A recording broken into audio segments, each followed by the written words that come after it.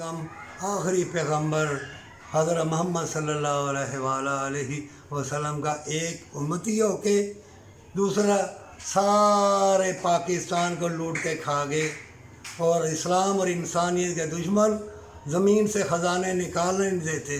और तीसरा ज़रा सी कुरान की आयत कोट करके जो नमाज कज़ा या नमाज वो काफिर हो गया।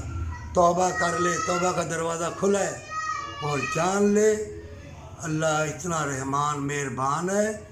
तो देख कि यूनिवर्सिटियों में और कॉलेजों में और तबीज़ गंडे वाले और मसाजिद में क्या क्या हो रहा है।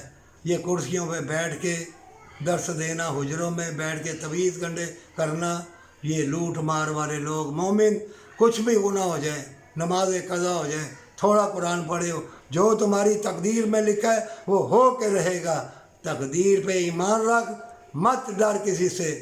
तौबा का दरवाज़ा खुला है, भूल ना जाना। इस्लाम और इंसानियत के दुश्मन बहुत डराएंगे, बहुत फतवे वंशवनी बातें करेंगे। डरना नहीं। जो करोड़ों मुसलमान हैं वो क्या कर रहे हैं? सारे नमाज पढ़ रहे हैं, सारे अल्लाह की तरफ है। कभी ना डरना, जिसको जो तकदीर में लिखा है वो मिलेगा, वो हो के रहेगा।